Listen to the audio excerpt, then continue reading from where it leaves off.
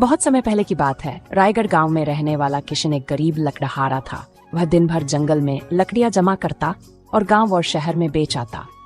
किशन के परिवार में उसकी पत्नी पूनम और एक उसका छोटा बेटा था।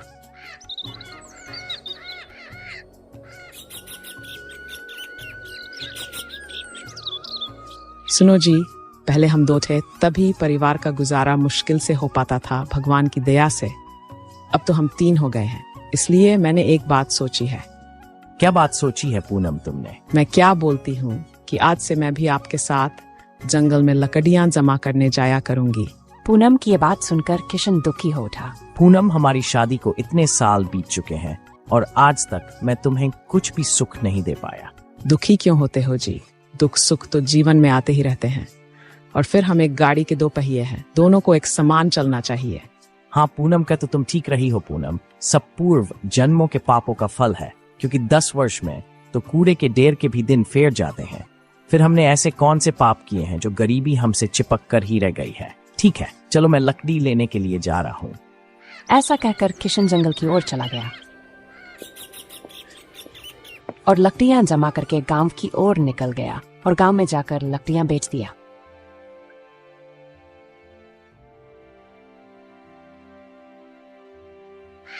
फिर अगले दिन सुबह होने पर दोनों पति पत्नी जंगल की ओर चले जाते हैं और दिन भर लकड़ियां जमा करते हैं। शाम होने तक लकड़ियां जमा करके वह गांव में लौट जाते हैं और गांव में घूम घूम कर दोनों लकड़ियां बेचते हैं।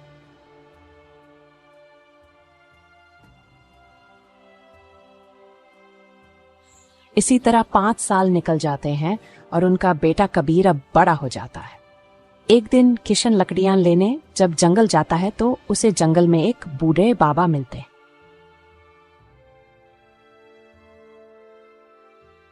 बेटा, तुम इतने बड़े जंगल में क्या कर रहे हो? तुम्हें देखकर तो ऐसा लगता है कि तुम बहुत ही दुखी हो।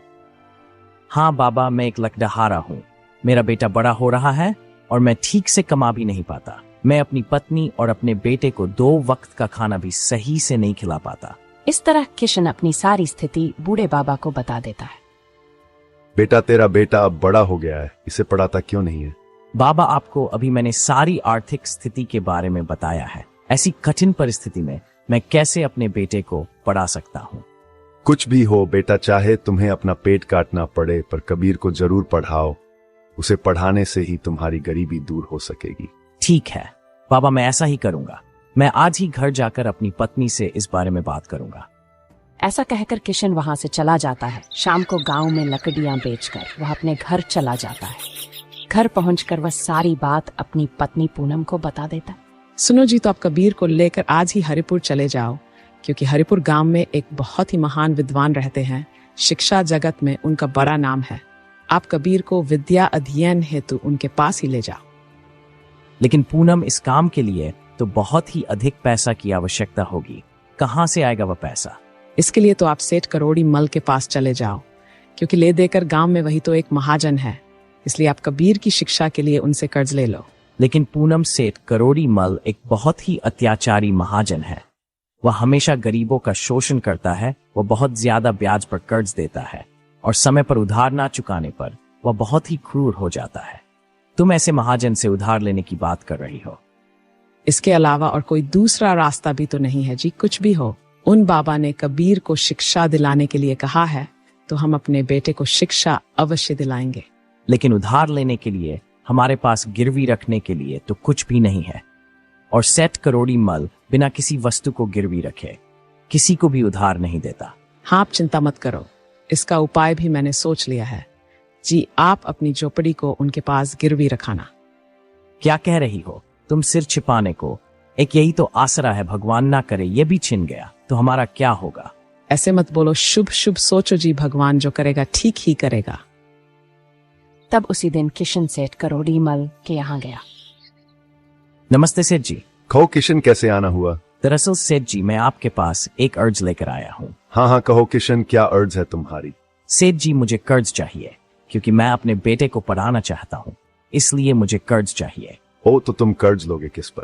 अरे मतलब गिरवी रखने के लिए तुम्हारे पास है ही क्या? सेठ जी, आप तो जानते ही हो कि मैं कितना गरीब हूँ, ले देकर मेरे पास बस एक झोपड़ी ही है। मैं उस झोपड़ी को आपके पास गिरवी रख दूंगा। सेठ करोड़ी मल मन ही मन सोचने लगा। हाँ, सौदा बुरा नहीं रहेगा, क्योंकि किशन उधार तो लौटा नहीं पाएगा, फिर उसके झोपड़े पर मेरा कब्जा हो जाएगा। हाँ, ठीक है किशन, मैं तुम्हें 200 सोने के सिक्के उधार दे सकता हूँ। ठीक है सेठ जी, आपकी बड़ी मेहरबानी होगी। आप मुझे 200 सोने के सिक्के ही दे दो। करोड़ी मल ने एक कागज पर किशन का अंगूठा लगवा लिया। पूरे 10 वर्ष की मोहलत देता हूँ मैं तुझे। यदि इन 10 वर्षों के अंदर तू मेरा उधार ना चुका पाया तो तेरी झोपड़ी और जमीन मेरी होगी किशन। हाँ ठीक है, मुझे ये मंजूर है सेठ जी। फिर सेठ करोड़ी मल ने उसे 200 सोने के सिक्के दे दिए। फिर किशन अपने बेटे कबीर को साथ लेकर उसी दिन हरिपुर की ओर चल पड़ा और सोचने लगा, भगवान मेरे बच्चे की रक्षा करना, इसे खूब विद्वान बनाना। लंबा सफर तय करने के बाद किशन और कबीर हरिपुर में गुरु के आश्रम में पहुंच गए। गुरुजी, आपको सत सत प्रणाम। कहाँ से आए हो तुम लोग? गुरुजी, मैं किशन राज्य के एक छोटे से गांव में रहता हूँ। मेरा नाम किशन है और ये मेरा बेटा कबीर है। मैं अपने बेटे कबीर को आपसे शिक्षा दिलवाना चाहता हूँ और इसी उद्देश्य से इसे आपके पास लेकर आया हूँ। किशन ने तुरंत सोने के सिक्के से भरी हुई थैली गुरुजी के चरणों में रख दी और कहने लगा, गुरुजी, आप इन्हें स्वीकार कीजिए। क्या है इस थैली में? इसमें 200 सोने के सिक्के हैं। गुरुजी, मैं जैसे तैसे इनका प्रबंध करके लाया हूँ, इससे अधिक और मैं आपको नहीं दे पाऊंगा। गुरुजी, मैं बहुत ही गरीब हूँ। गुरुजी, कृपया करके आप मेरे बेटे को शिक्षा देने के लिए मना मत करना। किशन की ये बात सुनकर गुरुजी अपने मन में सोचते हैं, बड़ा भोला आदमी लगता है, इसे निराश करना ठीक नहीं है। मैं तुम्हारे बेटे को अवश्य पढ़ाऊंगा। किशन, तुम्हारा पुत्र 10 वर्ष के लिए हमारे आश्रम में रहेगा, तभी इसकी शिक्षा पूर्ण हो पाएगी। आपका बहुत बहुत धन्यवाद गुरुजी। अब मैं चलता हूँ गुरुजी। फिर किशन अपने बेटे को छोड़कर वहां से अपने गांव की ओर निकल गया। किशन और पूनम का दिनचर्या पहले की भांति फिर चलने लगा। इधर कबीर गुरु से शिक्षा पाने लगा। 10 वर्ष कब बीत गए पता ही नहीं चला।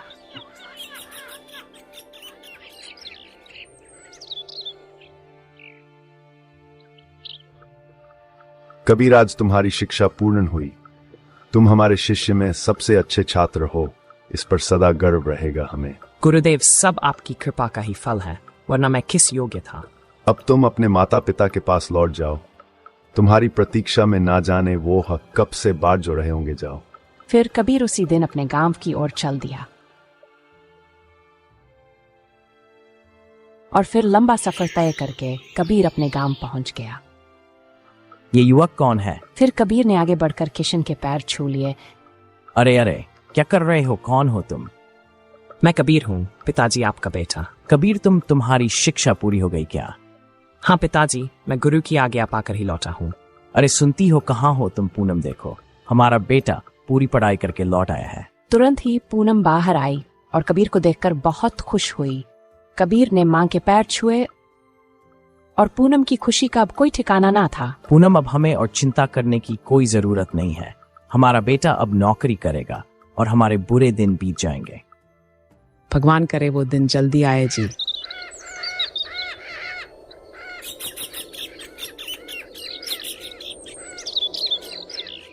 अब पूरे 10 वर्ष तो बीत चुके हैं। चलो भाई, चलकर अब किशन से सोने के सिक्के लेने का समय आ गया है।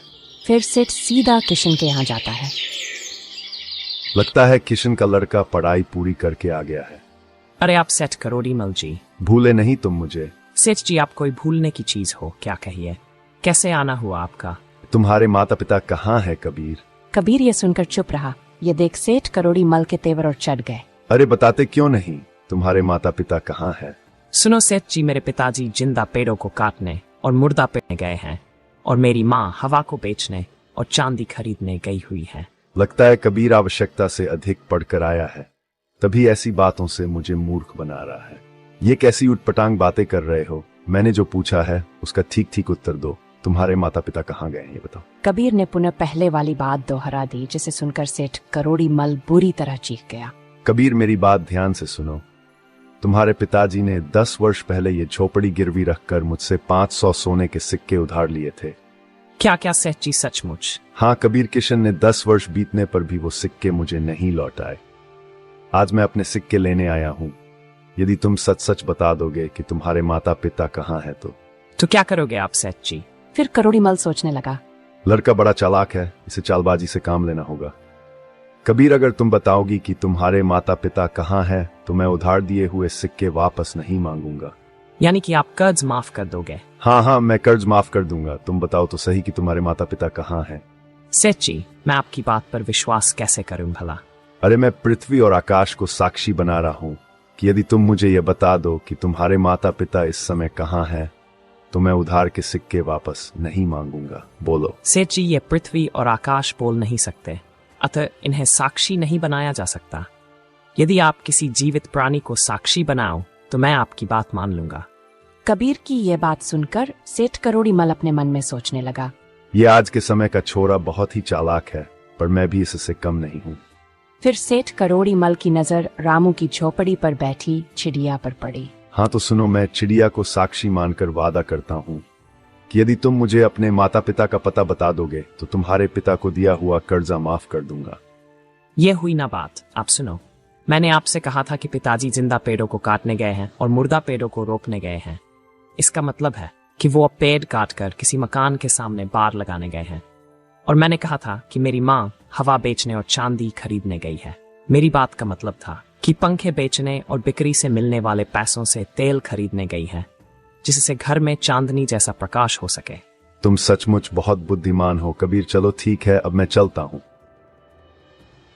करोड़ी मल सेठ को जाते हुए देखकर कबीर सोचने लगा। करोड़ी मल, तूने आज तक बहुत बोले वाले और गरीब लोगों को अपना शिकार बनाया है। अब देख तू मेरे जाल में कैसे फंसता है। फिर थोड़ी देर बाद जब किशन और पूनम घर आए तो कबीर ने उन्हें बताया, पिताजी, अभी थोड़ी देर पहले सेठ करोड़ी मल आया था। ओ पूनम, अब हमारा क्या होगा? पिताजी, आप घबराओ नहीं, मैं आ गया हूँ ना। उस लूटखोर को मैं निपट लूंगा। तुम लेकिन कैसे बेटा? करोड़ी मल बहुत ही चालाक आदमी है। पिताजी, आप घबराओ नहीं, ईश्वर जो चाहेगा वही होगा और वो ठीक ही करेगा।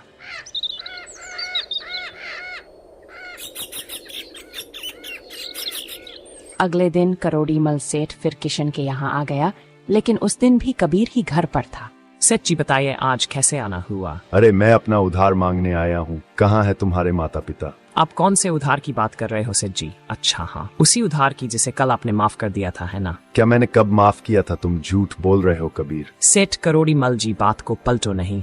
जब कर्ज माफ हो गया है तो वापस करने का सवाल ही नहीं उठता। कबीर, मैं तुम्हें और तेरे बाप को छोड़ूंगा नहीं। मैं सरपंच जी के पास शिकायत लेकर जाऊंगा। जाओ जाओ, ये इच्छा भी पूरी करके देख लो।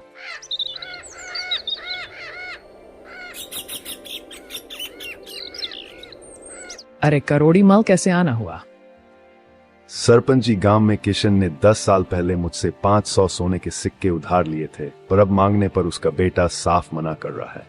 किशन और कबीर को सरपंच जी के यहाँ बुलवाया गया और सरपंच जी कहने लगे, किशन, ये क्या मामला है? क्षमा कीजिए सरपंच जी, पिताजी की ओर से मैं बोलूंगा।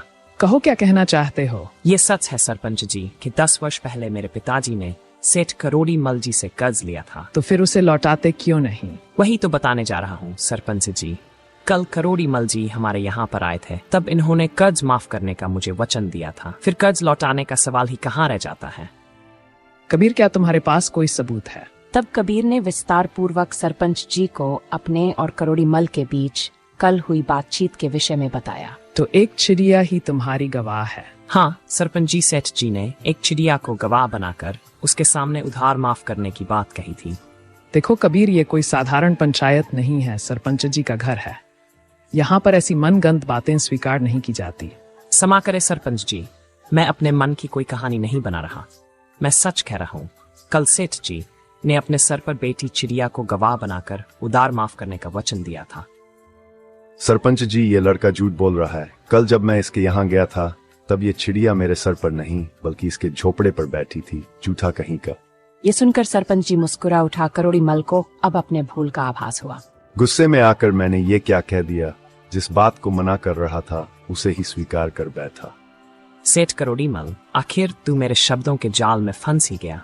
करोड़ी मल, तुम्हारी बात से ये सिद्ध होता है कि कबीर का कहना ठीक है। सच सच कहो कि तुमने कितना कर्ज दिया था? सरपंच जी, मैं झूठ नहीं बोल रहा हूँ। किशन को मैंने 200 सोने के सिक्के कर्ज के रूप में दिए थे। परंतु तुम तो पहले 500 सोने के सिक्के की बात कर रहे थे। क्षमा करे सरपंच जी, मैं मूल से 200 की जगह 500 कह गया था। करोड़ी मल, अब हम समझ गए कि तुमने वह सब भूल से नहीं जानबूझकर कहा था। अब तुम्हें अपना वचन निभाते हुए कबीर के पिता का कर्ज माफ करना होगा। जी सरपंच जी, जैसा आप कहे। देखो करोड़ी मल, बहुत दिनों से तुम्हारे विरुद्ध हमें शिकायतें मिल रही थी, पर हमें कोई ठोस सबूत नहीं मिला और हम भी इसी खोज में थे। आज वह अवसर हमें मिल गया है। हम तुम्हें चेतावनी देते हैं कि तुम अपनी हरकतों से बाज आ जाओ और लोगों का खून चूसना छोड़ दो। हम ये नहीं कहते कि तुम अपना धंधा छोड़ दो, धंधा करो पर ईमानदारी से करो।